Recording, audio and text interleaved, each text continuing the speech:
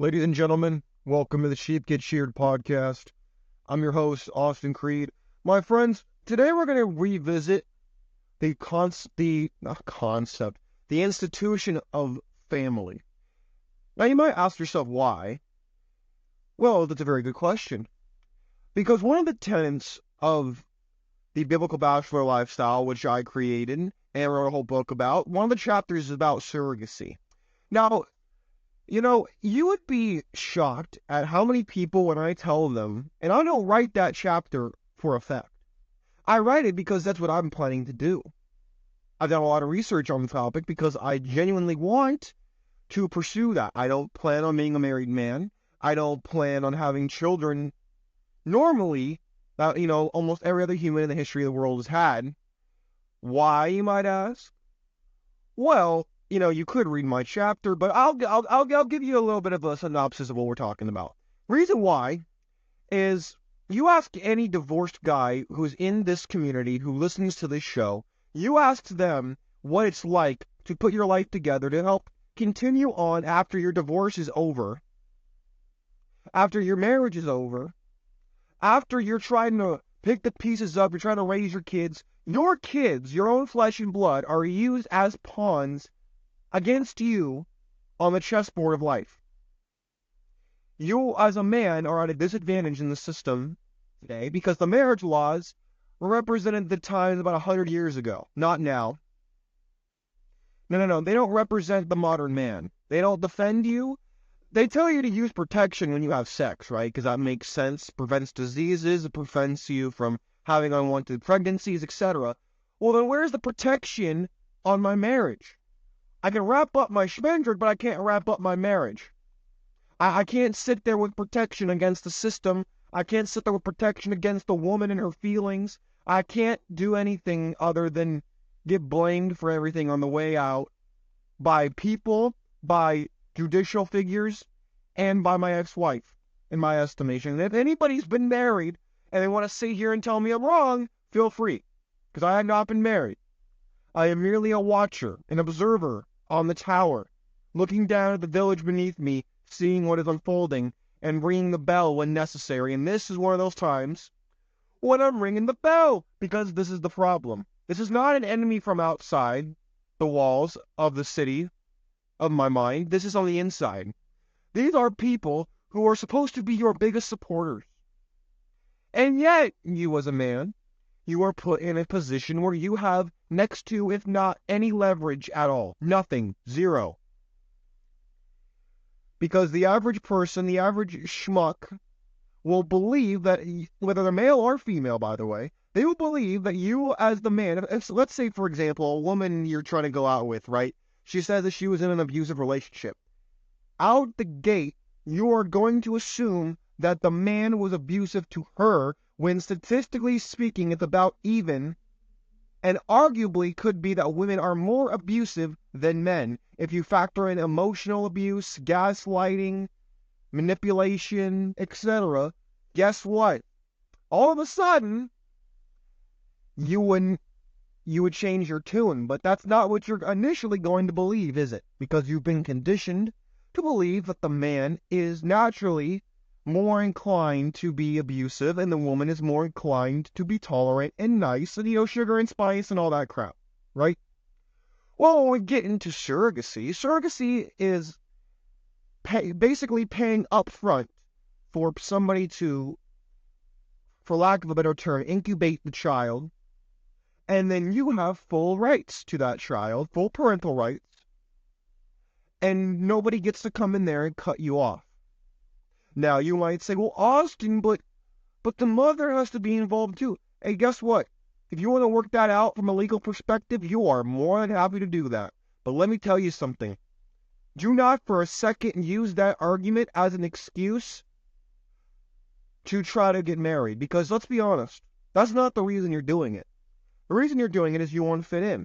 The reason you're doing it is you think you're going to have exclusive access to that punani, when statistically that is not true. Statistically, if you look at stats, men and women cheat about equally, and that's just when they self-report the cheating. And men tend to get caught more when they cheat Because women tend to tell other women when their man is cheating because they want to be the main bitch. Whereas men, if you're a sneaky link fucking some other guy's girlfriend, what, are you going to tell that guy you're fucking his girlfriend? Absolutely not. No, you're not.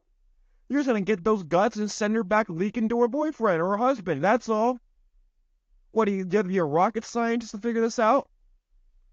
This is why the stats look the way they do, and why the average schmuck will say, oh, Austin, you're being paranoid. Just pick the right woman. Just pick the right woman, man. It's that simple. It's that easy. Oh, it's simple, is it? Well, if it was so simple, you would think that most people would get that, when in fact they don't. They usually have to pretend like the guy basically is like a hostage. You basically, let me put it to you this way. When I'll bring up Israel for a second. Why? Just indulge me. Remember those attacks in October where people got captured and were taken into underground tunnels? Yeah. And then remember when they were starting to get released, and we all expected the people to be like, oh, they were horrible, they were abusing me, they were torturing me, they were treating me like crap. And then they came out of the hole and they were like, oh no. Oh no, and the women were like, no, they treated us like goddesses. They were so kind. The terrorist scum who killed my grandfather and raped my mother, no, they were nice people. No, they treated us respectfully. Does anybody believe that at all? And if you do, you're a really sick person as far as I'm concerned. But the same thing can be said for the average guy in his relationship. You think he's going to tell his guy friends or his parents or anybody about, hey man, my wife doesn't really have sex with me much anymore. My wife's kind of being really passive-aggressive against me. You think they're going to do that? No, because then he's going to get blamed. Oh, what did you do? Oh, it must be your fault. You must not be hitting it right. You must not be listening to her. You must not be doing this, that, and the other thing. Tell me I'm lying. You can't, because you know it's true. Married men know this. Versus the married women will complain about their husbands every damn day. Oh, he don't do the dishes. Oh, his breath stank. Oh, he left his underwear in the and he left his clothes on the bathroom floor. Oh, he didn't take the dog for a walk. Same garbage. Look, guys, if you want to get married, go ahead. I'm not stopping you, but I'm telling you, there are alternatives out there where you get to keep your leverage. You don't have to be in a prostrative state of mind. You don't have to be a subservient man. You don't have to. Now, if you want that because you're a sexual deviant, feel free. That's your choice. But understand that the normies don't know what they're talking about. Look, if you want to go and be like the average guy, then go ahead, but don't expect to live an above standard life when you take the standard route. And when we get in this idea of surrogacy, a lot of people want to say, or look at the price tag and say, Austin, it's like $100,000, $150,000. That's too much. That is too much. I'd rather just, roll the dice and get married to a woman or have a baby mama or whatever. And I say, hey, you know what? You go ahead and do that. Just know, though, it's not going to be cheaper than the option you're turning down. Oh, I know that if you look at it right now, it seems like it's really expensive, and it is. But you're paying on the back end. You're paying incrementally. That's like saying, hey, you could pay $600 now or $100 a month the next 6 months. You're paying the same amount of money. Or arguably more if you factor interest in there. But because you only see $100 going out incrementally, there's a mental switch that says, oh, I'm not paying as much. When actually, you are. You're paying more. But because it doesn't happen all at one time, you think you're winning. You think you're saving money. You think you're making the right decision, but you're not. You're falling for the trap that they expect you to fall for. Why? Because most people do it. Most people do it. It's easy to fall for this trap. Gentlemen, we need to understand how the world works if we want to win. And so when I bring up surrogacy, I'm not telling you to do it because you hate women. No, it's because you understand a female. You understand where they come from. Women get bored of monogamy much quicker than you because they sacrifice all their other options, by the way, in case you don't know it. even if they have a sneaky link when they're in a relationship with you, they have dudes in their DMs, dudes hitting them up at the coffee shop, at the gym, you name it. There's a dude there who would instantly pipe your girl down, no questions asked. No, doesn't care if she has an STD, doesn't care if she's in a relationship, nothing. He doesn't care. He's horny. Who cares? He's thinking with his dingling. He ain't thinking with his brain. In the same way that you, my friend, you sacrifice your options, but it takes you time to build those options. Women are built with value. Men must create their value. That's why when women are young, they have tons of options. And you as a guy, when you're young, you tend to not have much unless you are gifted physically or financially or whatever it may be. You don't have that. They do. I know that a lot of this is like basic crap that a lot of you already know, but it gives you the proper perspective to understand why this is important. Because once you understand, you can go to the junior college, shout out to CGA. Once you understand that sugar babies exist, once you understand that a lot of guys in Hollywood, a lot of guys on social media, on the podcasting realm, you name it, a lot of the rich guys like Elon Musk in my estimation and those types of guys, they don't have normal girlfriends. They don't have normal wives. They have women under contract. Oh, of course, they don't advertise that because then you wouldn't buy their rap music. You wouldn't listen to their rap music if you knew the guy was paying for the sex instead of pretending like he was macking them down at the club. It's all based on an illusion that you are buying because they're selling it to you, and this is the problem. Once you understand that a lot of the guys at the top who you actually idolize are not doing what they're telling you that they're doing, in fact, they're doing something a lot easier, in my opinion, something that's a lot less accepted and a lot less mainstream. It's changing, but it's not quite there yet.